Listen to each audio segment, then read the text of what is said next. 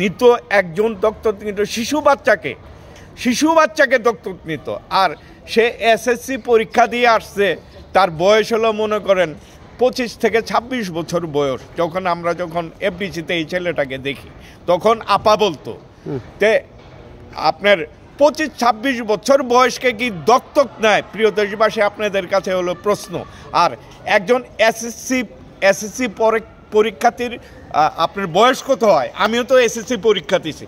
কত বয়স একটা এসএসসি পরীক্ষার্থীর বয়স কি 12-13 বছর হয়? তার ফুপুর কাছে মানে হুমায়ুন মানে আপনাদের রিপোর্টার মানে নিউজ নিছে যে সে এসএসসি পরীক্ষা মানে দিছে, দেওয়ার পরে সে ঢাকাতে আসছে। তাহলে তার বয়স কত হতে পারে একটা এসএসসি পরীক্ষার্থীর? দত্তক নিলে একটা শিশু বাচ্চাকে মানুষ নেয়। এত বড় প্রথম তো মনে করে নিয়েই ডাকতো, মানে ভাই পরিচয় দিত অঞ্জনা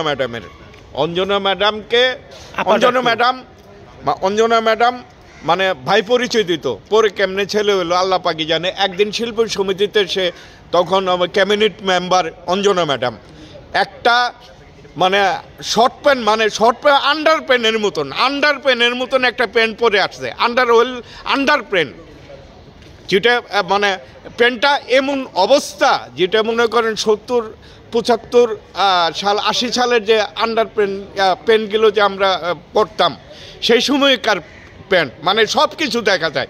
এই প্যান্ট পরে সে শিল্পী সমিতিতে আসছে।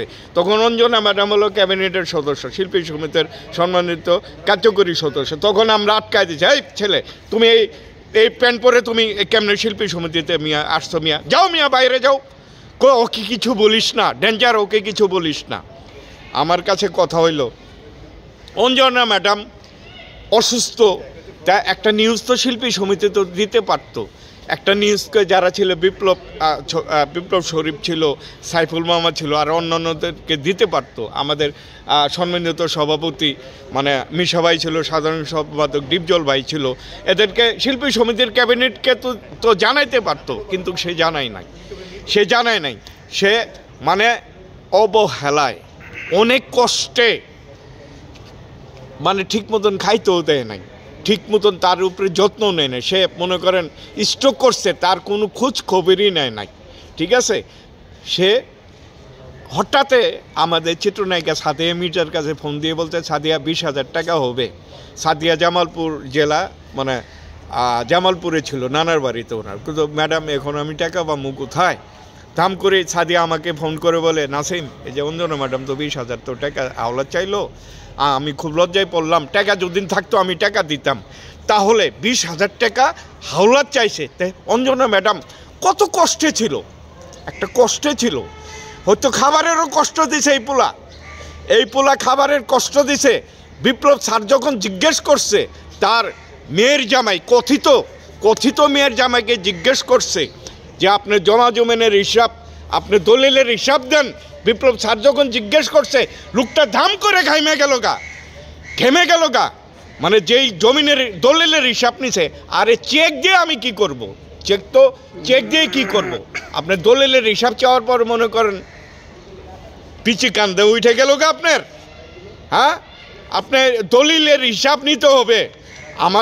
আমরা লড়ে যাচ্ছে বিপ্লব শরীফ, সাইফুল মামা, আর ডিএফ তাইব স্যার, আরও যারা আছে, মুক্তি আপা, এই কমিটিতে যারা আছে লড়ে যাচ্ছে। আপনাদের কাছে আমাদের এমনই থাকবে।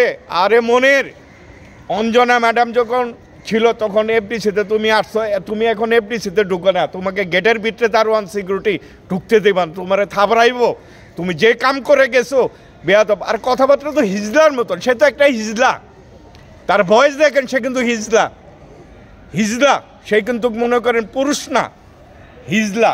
আমরা হিজলাদের সম্মান করি, কিন্তু কতগুলো হিজলা আছে, সে হিজলা মানে কি বলবো, এদের সম্বন্ধে বলে কোনো কিছু নাই করতেছে। আমরা কিন্তু দেখতেছি এই যে অঞ্জনা ম্যাডাম খাইলো, কোনো টেপে খাইছে, একদম জ্যান্ত লোক, কোনো সুস্থ একটা মানুষ হঠাৎ অসুস্থ হয়ে ডেড হয়ে গেল, আমরা জানলাম না।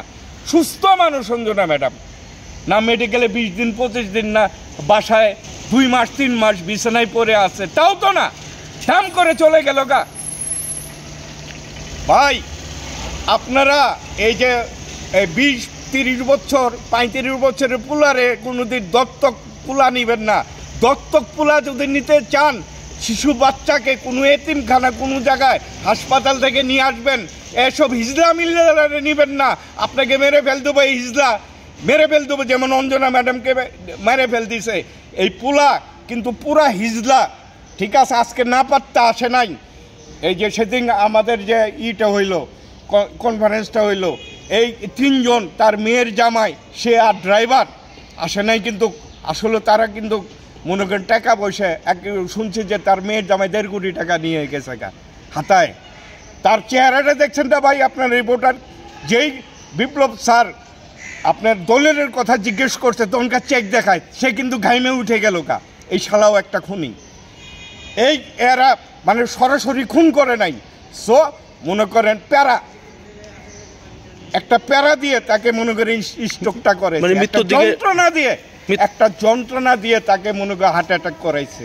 আপনারা সারাদিন প্যারা দমু, সারাদিন যন্ত্রণা দমু, খাওয়ার ভিতরে আপনাকে আঘাত করবো, সব জায়গায় আঘাত করে অঞ্জনা ম্যাডামকে ডেট করছে।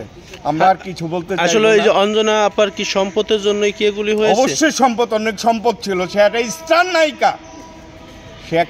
নায়িকা, শুধু এদেশের নায়িকা না, তুরস্ক, পাকিস্তান, ইন্ডিয়া, ঠিক আছে, অনেক দেশে, ইরানি ছবিতেও সে কাজ করছে।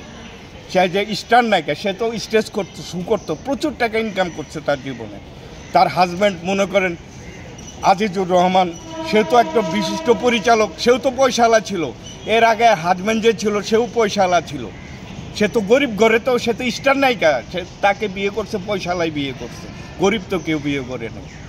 প্লিজ আপনারা মিশবেন জেনে শুনে, মানে একজনের সাথে মিশবেন, দাম করে একজনের সাথে মিশবেন না। দন্তক পোলা মানে বানাইবেন না। 30-35 বছর হাসি পায়, এই পোলার বয়সটা 28-29 বছর, সে আবার দন্তক পোলা কেমনে হয়? তার মানে কি 20-30 বছরের পোলা কি দত্তক নেওয়া যায়? কিসের দত্তক হয় না? দত্তক হলো শিশু বাচ্চা, বড় মানুষ হয় না। মিয়া পাগল ভাই রাখেন তো প্লিজ।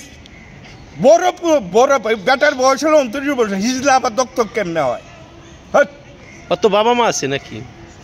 আসলে কি কমিশনার, আমার ছোটটা আর্মির অফিসার, ঠিক আছে?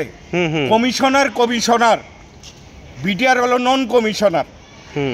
বিটিআর চালা হলো সেনাবাহিনীর পোলা, সেনাবাহিনীর পোলা, বিটিআরের ছেলে, বাংলাদেশ বর্ডার গার্ডের পোলা। সে আর কতটুকু হতে পারে এলা বুঝেন? বর্ডার গার্ড তো নন কমিশনার, চালাই তো আর্মি। সেকেন্ড লেফটেন্যান্ট যার বিটে রাইফেলে গেলে সার সিলট দিয়ে পাগলা হয়ে যায়, কি চাইরে কি করবো? আর এটা বর্ডারে দাঁড়ায় মনে করেন ই করতেছে, মেশিন ধরে আছে, গার্ড, বর্ডার গার্ড, দেশ পাহারা দেওয়া। ও দেশ পাহারা, কি দেশ পাহারা দেওয়া? কটা মারছে বিএস, কিভাবে গুলি করে দেখেন না? এরা কি গুলি করে? মনে করেন লুপ অনেক কিছু করে, লুপ মানুষের লুপ, কিভাবে মিশবে, কিভাবে মানুষকে টেপে ফেলাবে, লোভ অনেক কিছু করে। আসলে এই লোভের জন্যই কি অঞ্জনা 3 জনে মারছে, 3 জন ডাইরেক্ট মারে নাই, কেন টর্চারিং করে, মেমোরি টর্চারিং করছে। অনেকে বলছে যে খাওয়া ধরে রাখেন, খাওয়ার ভিতরে টর্চারিং করছে, ঠিক আছে, চলার ভিতরে টর্চারিং করছে। বিপ্লব স্যার করেন আমার সামনে গাড়ি থেকে নামায় দিচ্ছে, আপনারা বুঝেন না? একজন যাইতাছি গাজীপুরে, ধাম করে কলেজ গেটে কি টঙ্গিতে আমার গাড়ি থেকে নামাই দিল। আশেপাশে কোনো স্ট্যান্ড নাই, বাস স্ট্যান্ড নাই, বাস স্টপেজ নাই। তখন আমার অবস্থাটা কি হতে পারে? এইভাবে বলে নামাই দিছে রাস্তায়, তাও আবার পাবনা যাইতে, অনুষ্ঠানে যাইতে। কি আমি হলে কি করতাম ওরে? শুয়ারের বাচ্চা শালা, তা বলবে না ভাই ওটা বাসটা যাও, ওরা জারস শালা, জারস চোদা বলে। থ্যাংক ইউ, আসসালাম ভাই। আর একটু বলে যাবেন।